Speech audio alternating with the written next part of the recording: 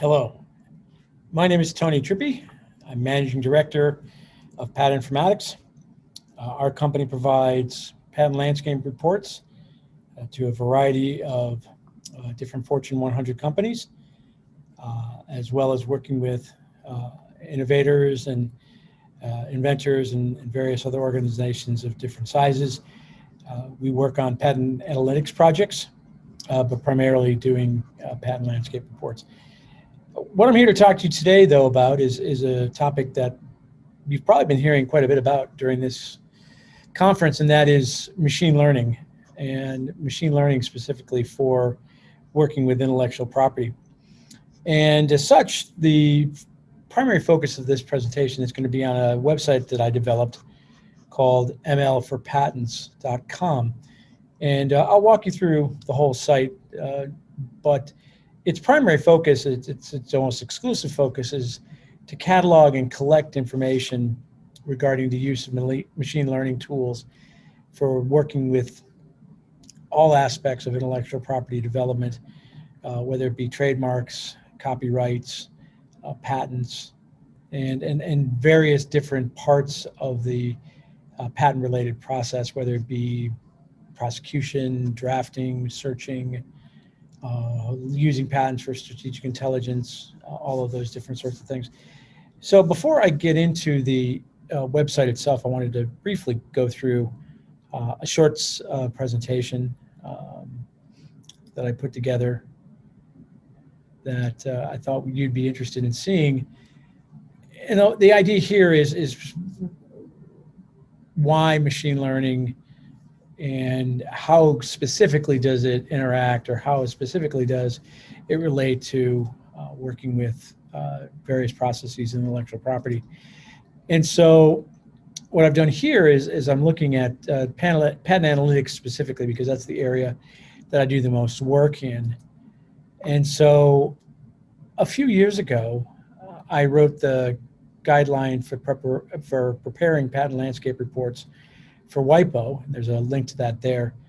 And in that series of, in that guideline, there's a series of steps for what you need to do in order to be able to create a patent landscape report. And it starts, for instance, with building a collection, which is primarily doing the patent search, and then also determining relevance, so identifying your recall and your precision. What I mentioned there next is tidying the collection. That's a play on words, because of course there's a Python tool called Tidy, which is used for data cleanup. And so this is the data cleanup stage, more or less, the patent family reductions, deciding on the type of year, standardizing key fields, creating categories, all sorts of different aspects of preparing the data for a subsequent analysis. The next step after that is then to analyze the collection, building models, looking at trends, and then visualizing the collection, creating charts and graphs, adding specialized visualizations like network diagrams and spatial concept maps. And then the final step in a patent landscape report is sharing those conclusions, developing the insights, and sharing those insights with the corresponding client. So here, for instance, and this is probably the area that most people think of when they think about machine learning for intellectual properties. They're thinking about patent search and determining relevance. And so I won't read you what's on this slide. I'll talk to you a little bit more about it when we're looking at the site. But suffice it to say that the majority of the tools that people think about, and the majority of the time when people are talking about machine learning for patents, they're talking about how do you do a better patent search. And then there's various degrees of granularity that go into a patent search, whether it's something, say, for a freedom to operate search, or validity search, or patentability search, or if it's more broadly defined, like a state-of-the-art or a patent landscape search. So it's important to actually kind of have an idea what sort of searching you want to be able to do when you go in and start looking at some of these tools. One thing I will point out here is that very last item there, from a practical perspective, if the level of recall can be established at higher than 90% while the precision kept above 70, then the likelihood of finding statistically relevant but conceptually irrelevant items in the subsequent analysis step is reasonably small.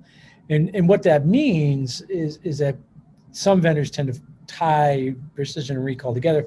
I like to break them apart and look at them separately.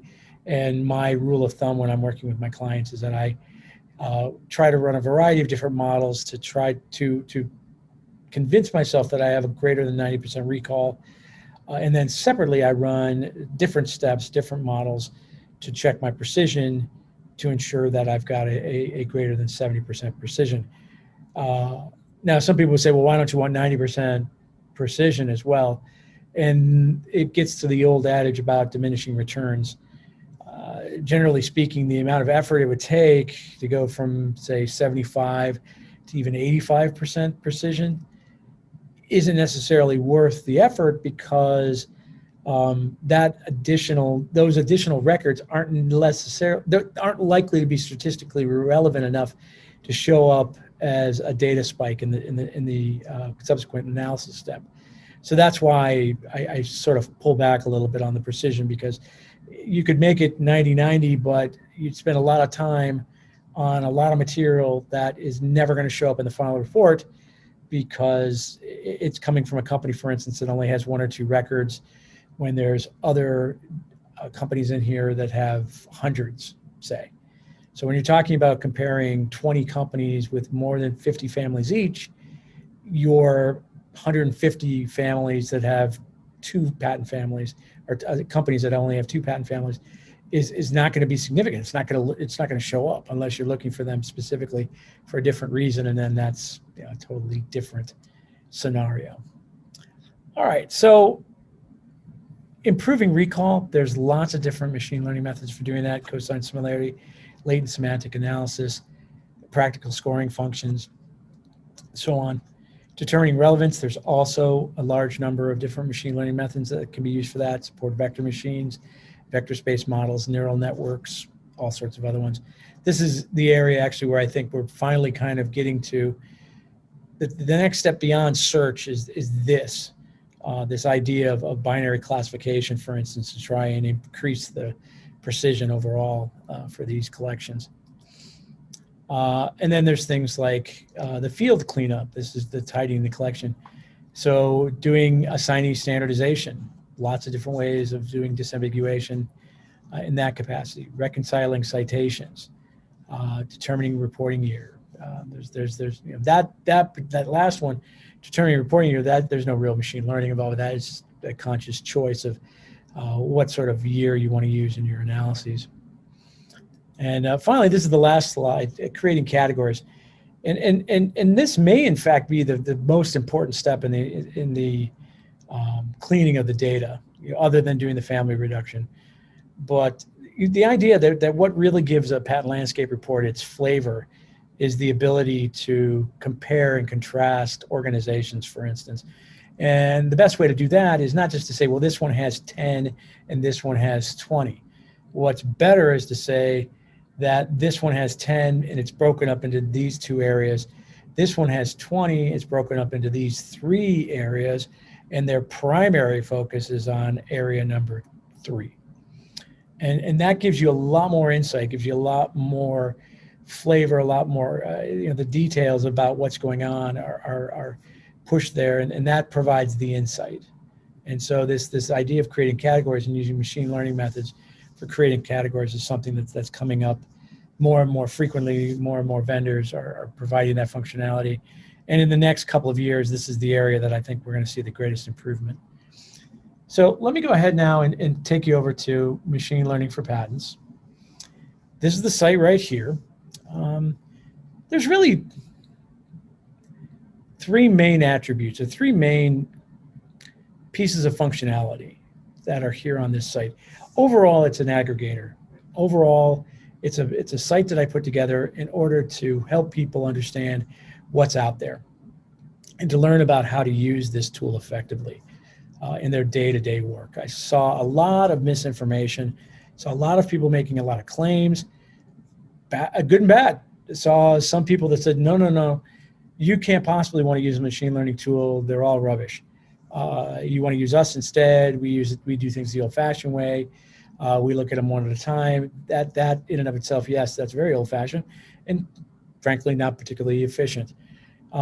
There's a happy medium. There's a middle ground between manual review and computer-assisted functionality like that. And more of us are going to have to find that sweet spot in our own day-to-day work. And so this site is broken into a series of blog posts. These are journal articles, primarily presentations that people give. You can see some of the latest ones here. Here's a podcast on the legal aspects of artificial intelligence. So this is not just for patent information professionals. This site is for attorneys as well. There is a lot of posts about the law associated with artificial intelligence and machine learning, patenting, as well as drafting and prosecution, which are two of the categories, the primary categories that are listed at the top. We also have this scientific paper, Optimizing Neural Networks for Patent Classification, and another scientific journal article, State of the Art on Intellectual Property Analytics, Literature Review. So it really, and you can see here that this has been put into the education, strategic intelligence, and presentations categories. And so each and every one of these posts are categorized, are indexed, so that they can easily be found. And the latest just happened to show up on the homepage. As I mentioned, there's two different types of categories. There's the primary categories, which are listed here: strategic intelligence or patent landscaping, patent prosecution, patent drafting, patent searching, copyright. Yes, there's plenty of machine learning tools that are associated with copyright. Trademarks, there's a couple of them out there that deal primarily with image analysis, for instance, for looking at trademarks.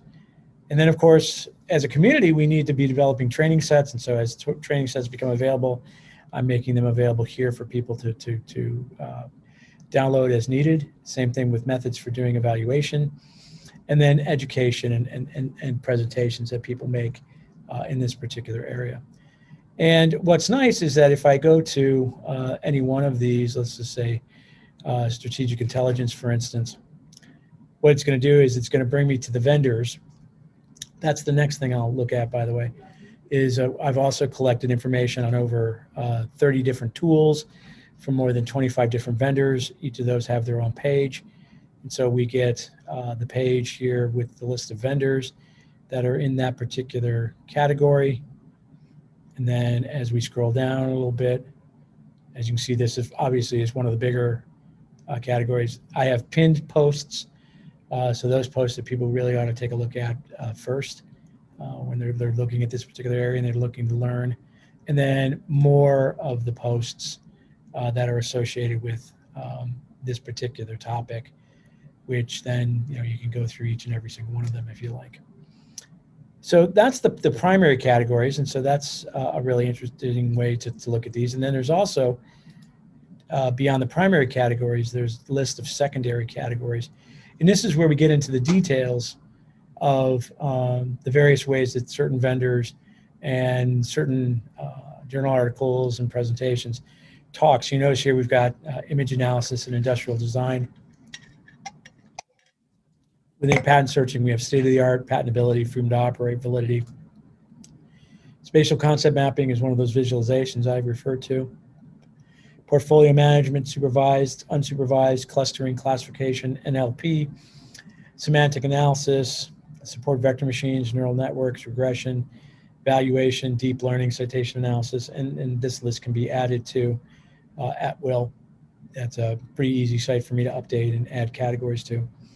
But once again, just like we said with the primary categories, if I want to come over here and I want to look at spatial concept mapping in particular, I can click on that and it takes me straight to the vendors that offer a spatial concept map, the posts that talk about that, and some additional blog posts that talk about spatial concept mapping. Okay, so let's jump over to the vendors. That's item number 2 here. And the vendors are divided up into supporting and additional. This is probably temporary. I think at some point, just about everybody will be a supporting vendor.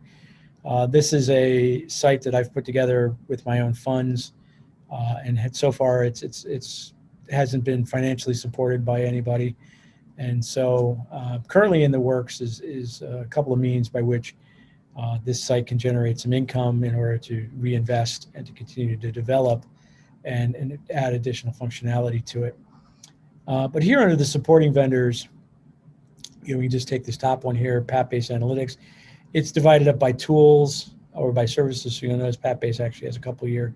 TextMine is another one of their text analytics tool, PatDocs, and so on. But if we look at their PatBased Analytics page, you'll notice that it's got a description and it's got all the different categories that it covers and what sort of data is included, what type of searching can be done, what sort of machine learning methods are used, if there's an API available, what sort of analyses can be done, if something can be exported. And then if the vendor is interested, we can put documents here. File support would be a case study or marketing materials or a brochure, or anything of that nature, and then different screenshots that we get from their particular tool. So let me show you one other one here, just real quick. So the folks over at Mindsoft have been really great about supporting the site. I mentioned trademark, so I'll mention Fovea here for a moment.